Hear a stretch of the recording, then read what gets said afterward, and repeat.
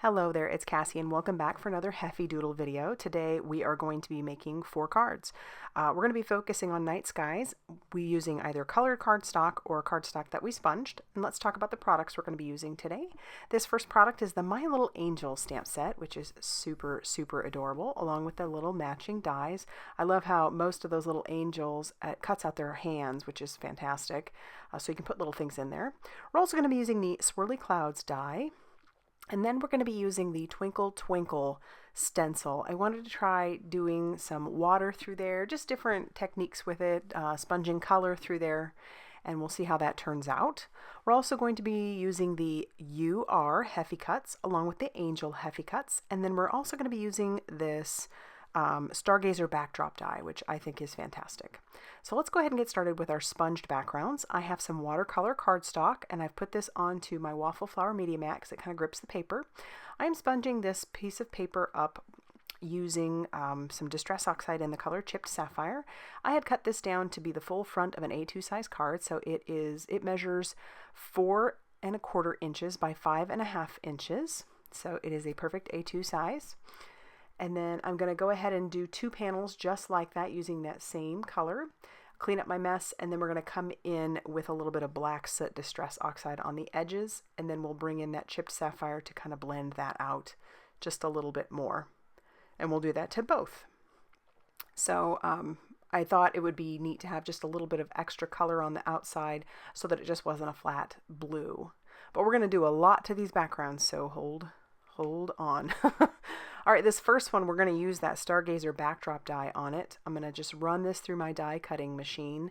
And in the process of that, I'm also going to run it through onto some Blueberry Bliss cardstock by Heffy Doodle. Because as I said before, I do want to do two backgrounds using some plain colored cardstock, and then 2 more doing the sponging. And I'm saving all those stars, so it'll punch out all those stars and you can save those and put those on other projects. Now I'm going to bring in the Twinkle stencil. I'm going to go ahead and tape my panel down to this stencil. And this wasn't as successful as I had wanted it to be, and you'll see why, and it's probably because maybe I should have played around with it a little bit more. But I'm going to take some paper towels. You could do this with like a baby wipe or something like that, but I'm going to spritz a bunch of water on there, and then I'm just going to dab that through the stencil, and it does do a good job of picking up the color. And you know, it probably was doing a much better job than I think it was doing, but I got impatient, which I typically do, so I sprayed water right on top of it, which probably would have been totally fine, except I kept spraying water on it and saturating it. So it ends up kind of seeping underneath the stencil just a little bit, so those stars aren't as stark as they probably could be. You can even see it if you look through some of those stars, how it just kind of is going to make those stars not so crisp, which is, you know, honestly, it's okay because I'm going to do a lot more to these backgrounds than what you're seeing here. Now for the Blueberry Bliss cardstock, I'm going to take some white pigment ink and I'm just going to pounce that through the stencil. This way I'll get a really nice crisp star image just using some white pigment ink. And that's a fun way to use your stencils as well. And then I'll just peel that off and then clean up my mess. But look at that, it looks pretty good. And you can already tell how different these backgrounds are going to be. Now for each of these backgrounds, I'm going to do some stuff. So this one, because it's water reactive with those Distress Oxides, I sprinkled a little water on that one. And then I'm going to bring in some Aqua pigment in the color Pearl. So this is basically a clear, but it has just bits of beautiful mica in it. So I'm going to splatter that all over all of the backgrounds. And then when it dries, it's going to have this beautiful shimmer to it, which is awesome. So I'm going to do that on all of the backgrounds. And this is where we're just going to go crazy doing things to the backgrounds. And in the end, especially, you know, you look at these backgrounds when you're first getting started and you're like, okay, all right, this looks all right. But then the more you do, I mean, I'm sure there's a point where you should probably stop, but the more I did, the more I fell in love with these backgrounds. Even that big giant blob, I really didn't mind that there. I thought that looked kind of cool.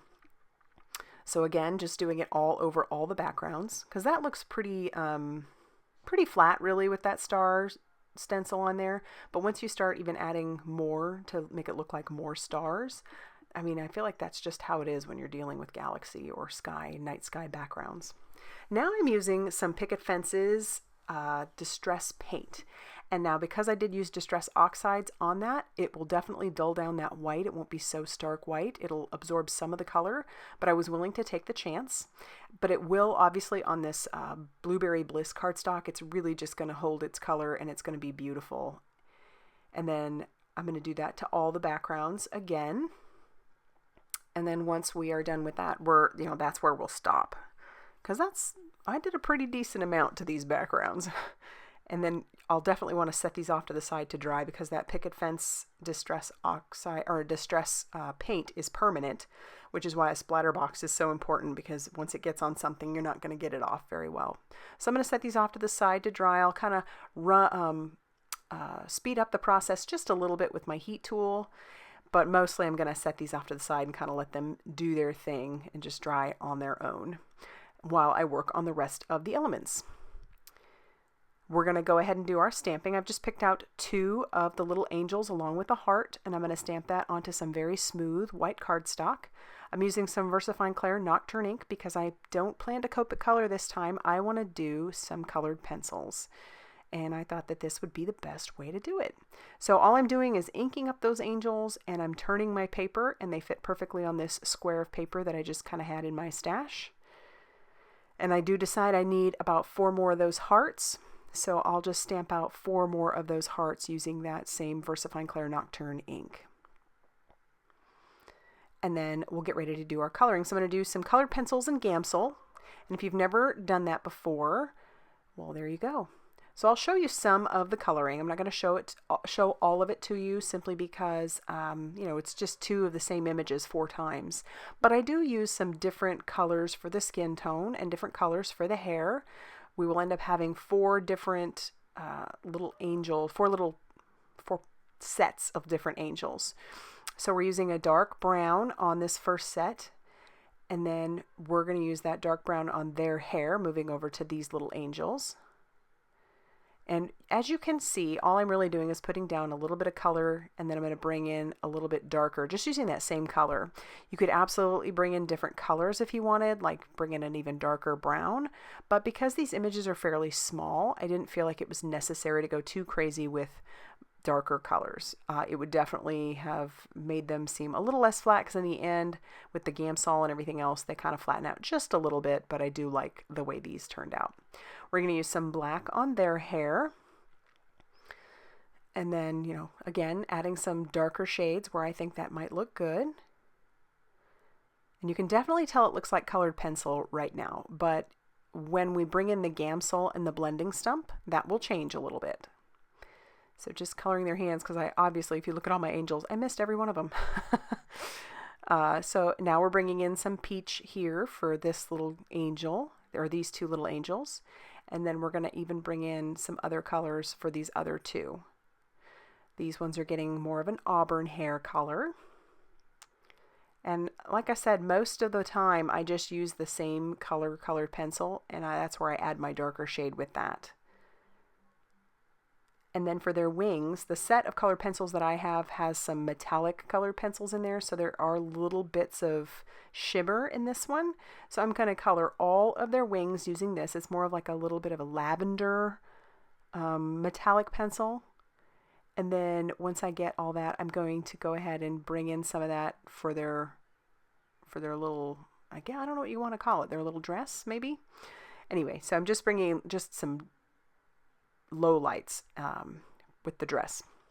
Now I'm bringing in the silver metallic for the cloud, and then the gold metallic for their halo. I end up loving how this ends up turning out. So then, as you can tell, my blending stump is very wet at the tip. That's because I dipped it right into the Gamsol. And then I am just kind of blending over the top. It's hard to tell on this little girl with such light colored hair and a light face, but as you can tell just a little bit, it definitely does blend out. So I'm going to do it on all those skin tones, and then I'll move on to the darker colors. And in between, you could file down your blending stump, or you might want to have different blending stumps for different colors. But you definitely like to keep your tip nice and pointed. That helps. So here you can see it's definitely blending out a lot better, and it's not looking quite so colored pencil-like, which is fun. I think that looks pretty good. And we'll do the same thing. I'll kind of wipe off my blending stump just a little bit on the open spaces of the paper, and then I'll blend out their hair. Doing the same thing with their little faces, and then blend out their hair. These little cuties ended up just being so fun. I could have colored a bunch more and tried even different techniques too. That would have been kind of fun. But I'm blending out their wings, and then I'm going to come in and blend a little bit on the clouds. Now that we're done with all of our coloring, we're going to bring in the matching dyes, and we'll tack that down with a little bit of low tack tape and run that through my die cutting machine. I did miss it, but I stamped all the sentiments out onto some black cardstock using an embossing ink and then using some white embossing powder. I'm going to use my 3-inch Xyron sticker maker. I got this baby for Christmas from my mother-in-law, and so I'm very excited to be using it. And then I'll just peel off that release paper. The nice thing about this is it's turned that entire piece of Blueberry Bliss cardstock into a sticker. And that is awesome, especially when you're talking about using little dies like these, because they're fairly intricate. So just having a sticker maker for stuff like this works out so nicely. So I'm going to use the URN and Angel, and I'll run that through my die cutting machine 4 times. There was enough paper there for 4 times. I'll trim down all of my sentiments so that they all match pretty nicely. And then we'll get ready to start doing some assembly. But before I do that, I decide I want each of those little angels to be holding one of the hearts. That's the cool thing about these dies, is that it cuts out their little hands, or it cuts around them so that it can hold stuff. So I'm going to put a little heart in her hand. Actually, I'll put it in all of their hands. Isn't that adorable? So now she's holding a little heart. Oh. And then the same thing can be done with these little girls, because their little hands open up, and then I'll just put the heart right in between both of the hands so that it looks like she's holding the heart in her hands. I'm going to tack down my sentiment, just trying to line it up on my glass mat. And then we'll just do that right across the whole front of that panel. It's nice that these edges are a little bit longer, so that way I can just flip it over and then trim off all of the excess, and I'll do that for all 4 panels. And then we're going to go ahead and start laying it out. I didn't realize that my camera had stopped, but I'm going to glue down. How you see those clouds is how it's going to get glued down. But I do decide I want to pop up our little angel, so I'm actually going to run the matching die right through over the tops of some fun foam, and it works perfectly. And then I'll just glue that right down to the back of her, and I'll do it for all 4 of the little angels that are going to be on the outside of the card. So they'll each be popped up on some foam, fun foam, which is a neat idea, and I think it takes a lot less time than just using foam tape. So there you go. Now for the inside of the card, we're going to glue down 1 more of those big swirly clouds along with an angel to go right on top of that. And then here is where that sticker paper comes in super handy. We'll peel off all of the release paper on each of the words. So here's the word U. And then we'll peel off the papers on R and N and Angel, and then we'll just line those right up. So that way it says you are an angel on the inside of the card. And then we'll take some of that same Nuvo Deluxe liquid glue and adhere down our panel to the front of our card base, which is just some heavyweight white cardstock. And I'll do that for all 4 of them. I love how that sentiment says, "Thank heavens you're in my life. You're an angel" on the inside there. I like that. And then I've just grabbed out some sequins that I had. And then I'm just going to put those all over randomly on the outside just to add even more sparkle and shine, like there's even more stars or planets or whatever you want to call it. And then I'll just tack that down using my crystal katana along with that Nuvo Deluxe liquid glue. And I'll do that for all 4 of them. And then that's going to finish off all of the cards. I love how these turned out. I think it's fun that we have these different backgrounds. It was fun to experiment using the Distress Oxide inks and making that background, and then just seeing what we could do with some plain cardstock. They all turned out so fun.